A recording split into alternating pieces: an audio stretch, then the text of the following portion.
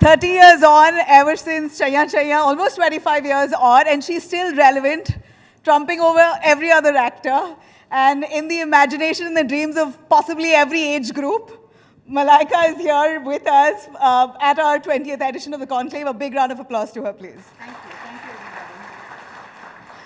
everybody. Hey, Malaika. Mala. Mala, as they all say. Hi, Veer, how are you? Good evening, everybody. Hi. You know, our talk here today is topping the Body Beautiful conversation for 25 damn years. You really haven't aged a minute or a second. I don't know how you've done it.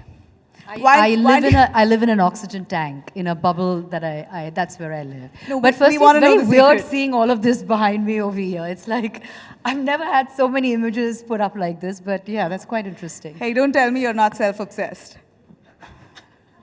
Not really, actually. No? No. At really. all? Not self-obsessed. I think I'm just very confident. That's it. I'm not self-obsessed. I mean, being self-obsessed is not bad. Not bad at all. Not bad. I love myself. I love myself, but I'm not self-obsessed. Yeah. Okay. You know, Malaika, someone was telling me here today, people can imitate her, but you can never get a duplicate. You know, you'll have enough and more actresses or producers and directors have a mood board often specifying a look like Malaika, but somehow they don't get a Malaika. Okay. You know, that mold was broken once they made me. God said there'd be just one Malaika and then break that mold. That's what he said. But no, I think that's a really nice and a really sweet compliment. Spanning over 30 years, I think it's been amazing, but it's not been easy. Like you said, for a woman to stay relevant in the business that we are in is probably the most difficult. And also seeing a room full of so many men over here. Wow. I mean, I can see very, very few women around over here, far more men in black suits. So, hello all women over here, how are you doing? Yeah, good to see that. When I was outside there, I said, wow, there's a lot of men out there. I'm not complaining about it, but yeah, just the... You know, but maybe I should tell you something, Malaika. What a fan following you have. And look at the media, the paparazzi chasing you literally everywhere. All the young actors are probably dying to get the kind of fame that you have. How have you achieved it with just a few item numbers, but yet managed to stay so relevant? Look, is it all about the looks and the beauty, or is it a lot more to Malaika that we don't know of, and that maybe the paps see? And what we see on screen and what you are in person? Well, paps are just a tiny part of our lives, just a very, very minuscule part of our lives. But I think I'm more than just a few songs, right? Yeah. A few item songs or special songs that you have in films. I'm a lot more than that. Yes, I think initially that's all one was looked at as, oh, she's just a pretty face or a great body, or you know, she looks fantastic on screen when she dances, moves well.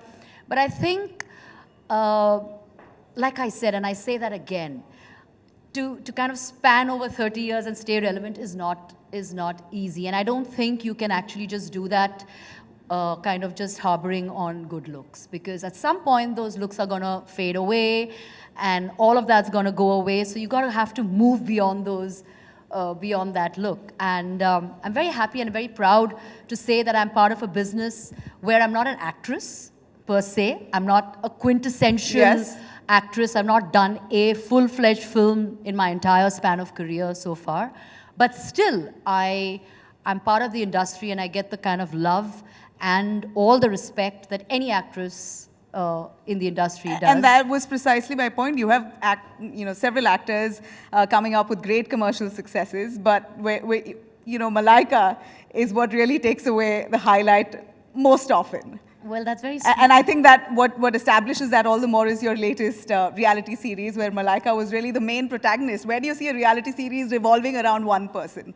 True. That was probably the most difficult part of doing something in my life, and I think I've kind of touched upon various things in my life, whether it's dancing, whether it's a bit of acting, whether it's modeling, on ramp, finally moving on to being an entrepreneur. But I think this part of being on a part of a reality show was very, very, very, very tough for me. Because I had to actually open up as a person that I've never ever done, and be a person that I've never ever ever thought I would be. But yeah, it was very tough just being a solo, single protagonist and showing the world and showing everybody things that actually piss me off, things that actually bug me, or things that actually, that I need to talk about. So it was very tough, but I managed, and I had a fantastic time with moving in with Malaika. It really was. But may I know, and I'm sure all of our audience here would really love to know, behind this sexy Malaika, the sex symbol that you are, the symbol of beauty and ageism that you are, what are your true insecurities, if you may? Firstly, I love being called a sex symbol. I have no qualms about being a sex symbol. I'd rather be known as a sex symbol than being called plain Jane. Absolutely. I'm very happy. I like that tag.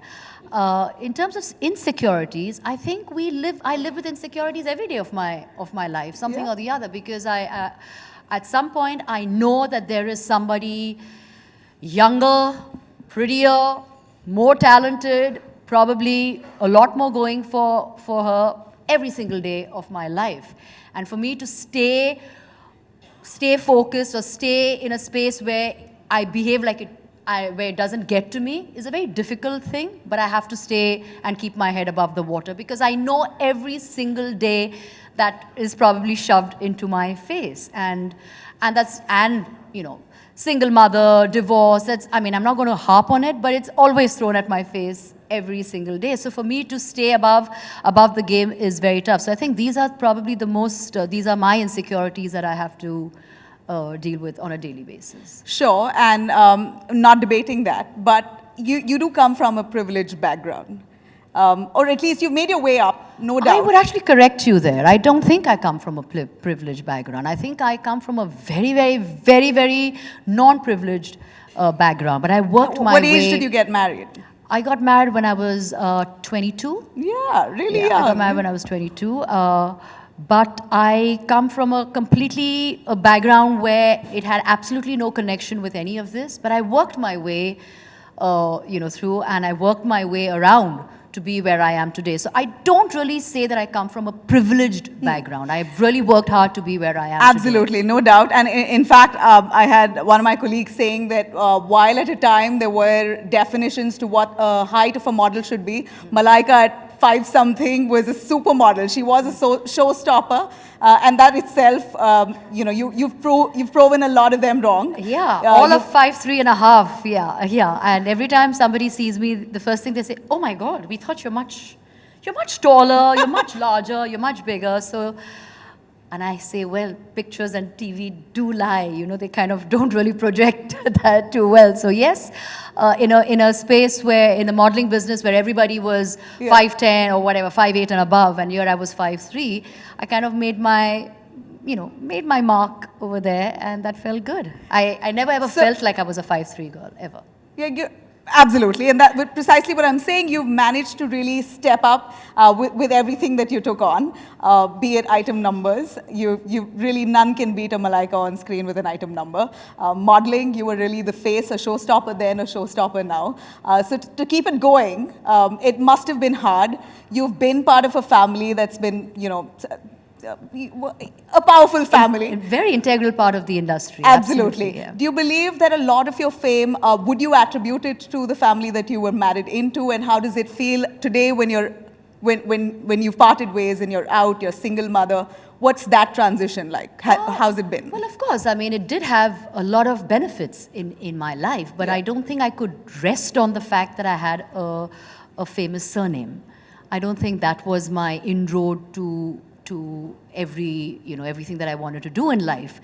Yes, it did open up a lot of doors, but for me. But I think at the end of the day, I had to work irrespective of what my marriage surname was, and I had to work hard. I had to prove myself every single day of my life to stay in the game. And the day I didn't have that surname and I went back to my maiden surname, I still continued to work, and I still continued to make a difference, and I still continued to... Did you still get the love and the warmth and that reception? I did, and I'll be very honest. I had a lot of people tell me that, I'll be very, very honest. I had loads of people tell me that I'm making the biggest mistake of dropping the surname. Lots of people telling me that because everybody said, you don't realize the kind of weightage a surname has. And I have a lot of respect for my ex-in-laws and my ex-family. I do have loads of respect for them because they've given me a lot of love. I have a kid, that is still there and very much part of the family. So of course, but I think for me, I needed to stand on my own 2 feet, and for that I needed to feel that. And it's not just about a surname, but I think just being able to drop that surname and go back to my maiden name, it just gave me a sense of self, and that's what made me feel like I could probably do anything or take on anything in life. And look what you made of yourself after.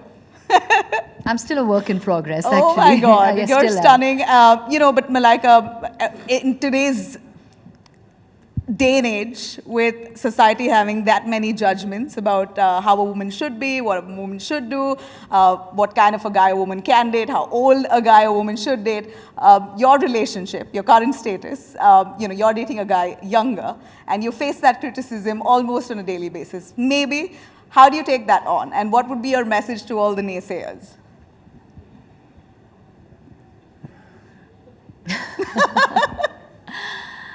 I think it's amazing. I was told when I got divorced, I was told, why the hell did you get divorced? Because that tag will always be there. And then to find love after getting divorced, that was another thing. How can she find love after getting divorced? And then finding love with a younger man, I was clearly told that I have lost my marbles, but I would just like to say that love doesn't really have an age, right? I mean, if you fall in love, you fall in love. And I think irrespective of whether he's a younger man or an older man, that shouldn't really define the space that we're in. And I'm just happy and grateful that I found a partner who understands me. So be it. I mean, if he's younger, so be it. I think the fact that he is younger keeps me younger. It keeps me happy and keeps me younger. And I feel, I don't know, I just feel on top of the world. And I think all the women in the room will agree with me on that. Ooh. I can see that. I can see that look on your face over here. It really does, yeah. You certainly have motivated a whole bunch of us. I think, yeah. Or them. I think it definitely gives me that spring in my step. So I love it. I know. Look and I'm not going to be apologetic about it. And why should I be apologetic? Absolutely. How's that influenced you? Has that influenced you in ways that we might want to know, you might want to tell us? Influenced me? Yeah, in whatever sense. It's given you a spring in your step, yes. But how has life changed, or has it changed at all? Have you now turned into a leaf that you've never seen of yourself before? No, I don't think. I mean, I still am the same person. I mean, no part of me has changed. It's just that I'm now with somebody that I truly love and I truly get, and he gets me, and we have a great relationship and a great commitment to each other. And I think that's what matters. I think it's really redundant for people to be in a space or in a relationship if you're not happy. And if you're not going to keep somebody happy or make someone happy, and if I'm going to be unhappy and make somebody else unhappy, I think that's just the most selfish thing you can ever do, to anybody. So that's exactly how I was, and I feel I just say that I'm just lucky. I'm lucky that I can find love and be in love and have a relationship and move on in life and be able to tell people that, you know what, if you're not okay with it, that's your problem. You know, you can hate me for this. I'm sure a lot of them will, but hey, is marriage on the cards with Arjun? Why is marriage the be-all and end-all of everything? Which is why I had that clause, the caveat, you can hate me for this question. No. I think, firstly, I think that's a very private question. I think marriage is something which is discussed between two people, and I don't think it's a collective decision between, among a billion people in the country. So yeah, I think when, if, how, when, where, I think that's something the two of us, if we have to take that plunge, I think we will think about it and we will decide and we will talk about it. In this moment, I think we just we are just loving life. That's it. I think we're enjoying our pre-honeymoon phase. That's what we're doing. We're just loving life. You know, a quick one on co-parenting and being a single mother. Tell us the challenges that you may be facing at this point today on dealing with a teenage son, a very handsome boy that you have. Thank you. Lovely boy. And with the complexities that we see in the society and who you are, what kind of a mother-son relationship do you all share? I think firstly, co-parenting is very tough. I mean, it's very, very tough because not always are, two people on the same page about a lot of things. Especially, I mean, when you move separate, go your own ways, your separate ways, there's always something that's not, that doesn't quite fit into the picture. So co-parenting is tough, but, I see time's up. But I think thankfully, both Arbaz and me are better humans today. I think we're better people today.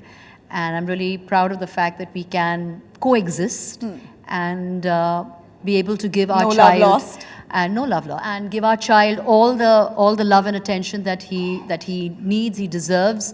And I think we're there for him every step of the way. And irrespective the fact that his parents are not together, but we are together as a unit when we need to be together. And I think that's what matters. I know time's up, but Malaika, you did this stand-up act, and I really want to know the challenges. And you really, you killed it with that comedy act in your reality series. What was the real challenge to that? And was it all impromptu? Wow, I don't know how many, I mean, I'm sure there are lots of...